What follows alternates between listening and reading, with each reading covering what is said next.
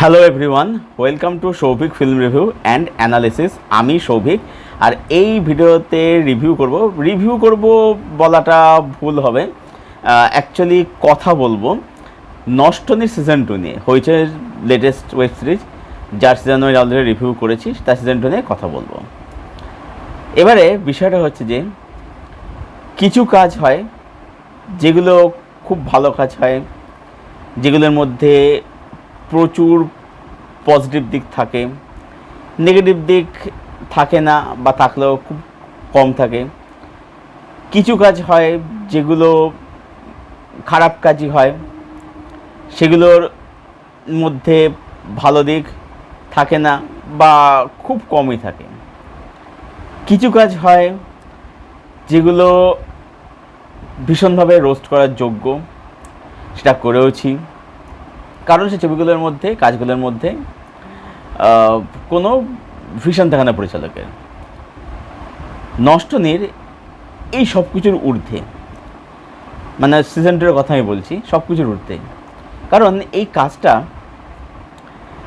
কোনো review, roast কিছুই মানে ডিজার্ভ করে না। মানে এটা নিয়ে শুধু কিছু কথা বলা যেতে পারে।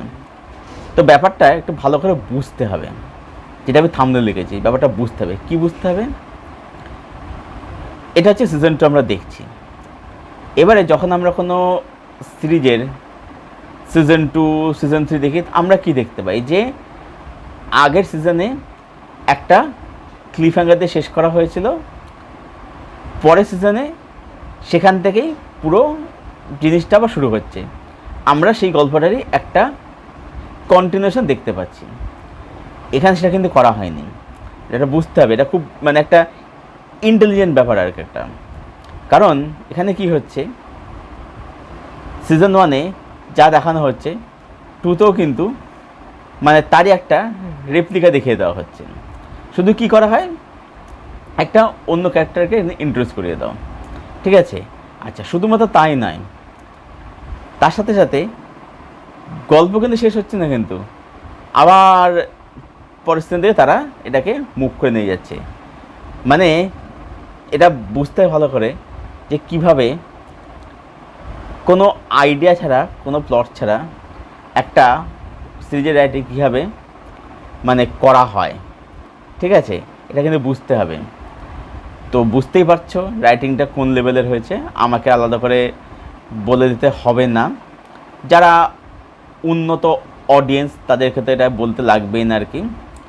মানে ব্যাপারটা হচ্ছে যে যারা আজকে একটা ব্রেকিং ব্যাড দেখেছে, যারা আজকে একটা পিকি ব্লাইন্ডার্স দেখেছে, তো তারা জানে, বা আমাদের এখানে যারা একটা ফ্যামিলি ম্যান দেখেছে, একটা পঞ্চায়েত দেখেছে, মির্জাপুরের আসছেনটা ডিসঅ্যাপয়েন্টিং ছিল ডেফিনেটলি, বাট তার মধ্যে কিন্তু স্টোরির কিন্তু একটা কন্টিনিউশন ছিল। সিজন 3টা খারাপ হয়েছে, এটা আলাদা বিষয়, বাট কন্টিনিউশন ছিল। আচ্ছা, বাদ বাকি ডিপার্টমেন্ট নিয়ে যদি বলতে হয় তাহলে বলবো যে এখানে প্রফেশনালি বলার কিছু নেই।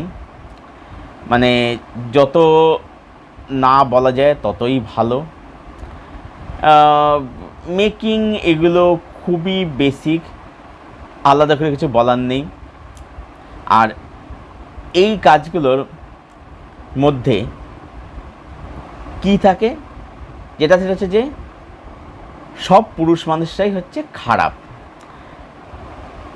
এখানে হচ্ছে সবসময় দেখতে পাই যে যে প্রোটাগনিস্ট অর্থাৎ বাড়ির যে বৌমা, তাকে তার উপর কোনো থ্রেট থাকে, তার কোনো লাইফ থ্রেট থাকে।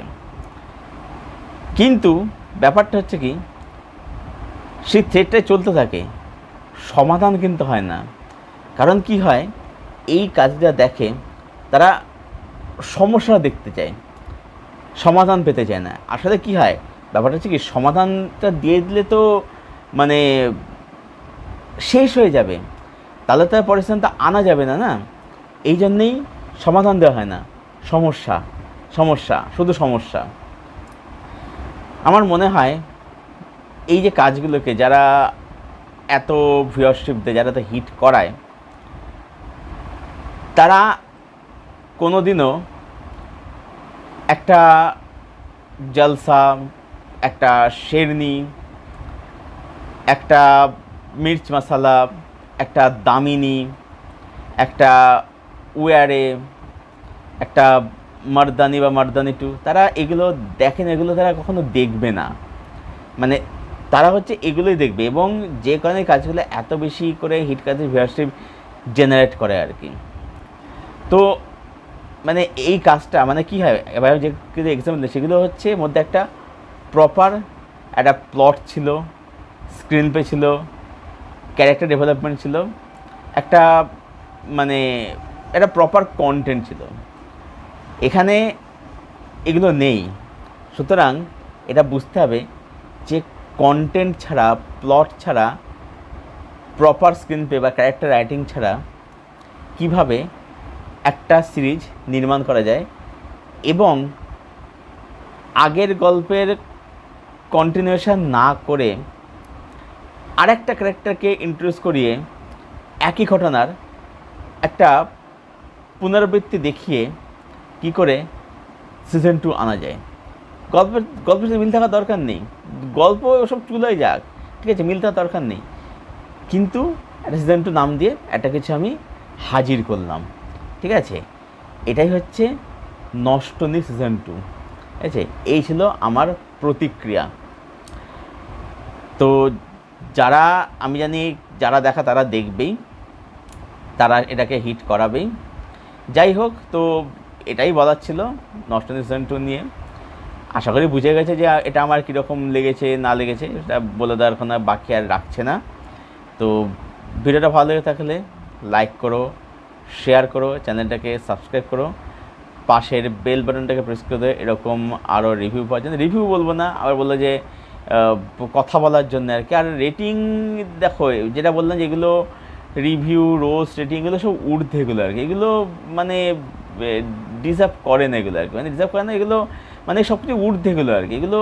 এগুলো তো অনেক উপরের লেভেলের কাজ আর কি, ঠিক আছে। যাই হোক, তো দেখা যাচ্ছে পরের ভিডিওতে। Till then, tata.